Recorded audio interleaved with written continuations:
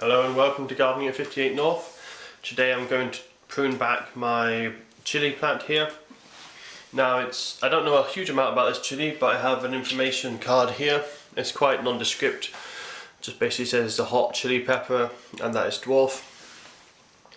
You can have a pause of the video if you want and read the facts there, but basically it's a dwarf chili with some very hot peppers, and it's done really well the first year I've had it, but I've just overwintered it. It's now coming into February, the sun's getting a little bit stronger, it's starting to do a little bit better. So what I want to do is prune it back and try and encourage some new growth. But being a dwarf variety, I'm not sure if it's determinate or not. So basically I've read somewhere that some chili peppers can be determinate, which means once you get to a certain size they just produce nothing but flower buds and then they can't grow any more leaves, and that's them done for the year. So I'm hoping it's not like that, but the vast majority of chili peppers keep growing and you can grow them year on year, so I'm hoping this is like that. So basically what's been happening is it's got a couple of diseases. I'm not sure if this is, I think this is a nutrient deficiency, I'm not sure, but you can see a lot of yellowing in the leaves, especially the older ones down here. Most of the chlorophyll's gone, so that's quite bad. Interestingly, the underside though is completely fine. Nothing wrong with the underside, just the top half that's starting to lose a lot of the chlorophyll, so I'm not sure why that is. It's still been producing a good crop of chilies. You can see there's quite a few in here, and there's quite a few green ones as well. There's a couple there, so it's been doing quite well over the winter, but I want to cut it back because because of the root to shoot ratio at the moment, it's got a lot of foliage in not a very big pot. So what it's been doing is it's just been flowering lots and lots, producing lots of chilies, but it hasn't been producing any more leaves. And if you look how tired all these leaves are now. They're all losing their chlorophyll and they're just a bit tired. So I really want to put it into shock, make it grow some nice new fresh leaves, and hopefully it'll be like a new plant ready for spring and then into summer for this year's season.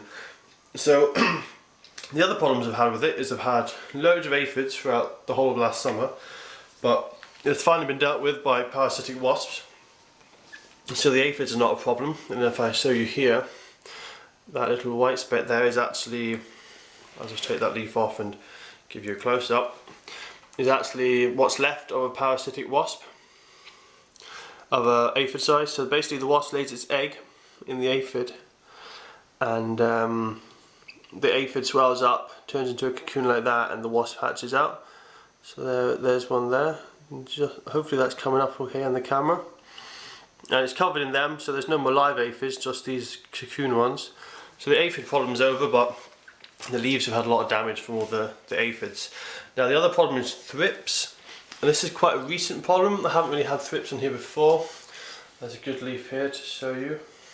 There's not a lot of thrips, so I don't know if I can find one to show you, but I can certainly show you the damage that they've been causing. So I can't see a thrip on this leaf, but if you look there, the lack of chlorophyll is from whatever else, probably some kind of deficiency. But what you're looking for in the thrip damage, if I can get that to focus, there we are. If you notice, this area is quite silvery in colour, and there's lots of little black specks. That's what you get with thrip damage. So I need to deal with that as well. I'm not sure there's a better leaf to show you, but basically that's what thrip damage looks like. There's another one here which hasn't lost the chlorophyll but has got the thrip damage, so it's a little bit clearer. Let's see, there you are. That's what the thrip damage looks like. And then again, it's only on one side, it's not on the back. So what I'm going to do is cut this back, give it a good prune, and then I'm going to rinse it under the shower, because that's a good way of washing off any thrips and any aphids that might be still there. Now I wouldn't want to use pesticide on this because I'm going to be eating the peppers, but I might use a biological a soap basically, which can also kill the aphids. So I'll just put this in time lapse now, and you'll see me cutting and pruning, and then I'll be back in a sec. Actually, just before I do that, I just wanted to say what I'll be trying to make a nice shape. So basically I'll be cutting it back a bit like a bonsai, back to the main stems here. As you can see, it's very lopsided at the moment. It was originally a nice tall plant, and then it grew right over to the side, so I'm just going to even it up.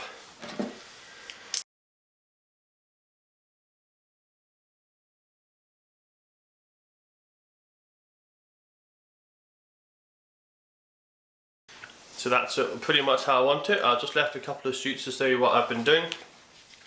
So I've basically just been cutting back all the stems to the main central point. When you've got a pepper plant, what it will do is it will just grow one stem.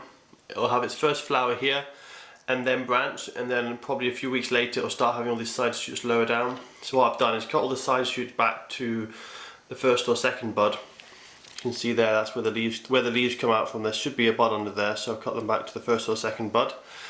So for example, I've got this one here which I haven't cut back yet, so you can see. And there's an old leaf there, and there's a little leaf scar. Just zoom in there. That leaf scar should be where a new bud should grow from. So I'll just cut it just above that. As I said, I don't know if this is the right way of doing it. I've never done this before. It's just an experimental, so don't take my word for it. But if it works, I'll give you an update and show you if it does work. Otherwise, everything else I've just cut back. You can see there. So I've given it a real hard prune. And the idea is this will put the plant into shock, and will hopefully, it will put on a lot of new growth. And I've made sure I haven't left any peppers on it, because I don't want any peppers, because I want all the energy going into the growth of the plant, and I don't want any energy going into fruit production yet. Basically I want it to grow a lot of new leaves. And as this grows, I may actually remove some of these old leaves. These big lower leaves here are actually almost a year old now, so they're probably really exhausted. But I'll leave them for now because it will need some energy to reinvigorate itself. I'm also, when I've got some compost, I'm going to do a video about refreshing the compost, because it's been in the same compost for over a year and it really needs some new stuff. But that's it for now. My chilli plant, it's very drastic, and hopefully if it all goes to plan, I'll give you guys an update and show you the results.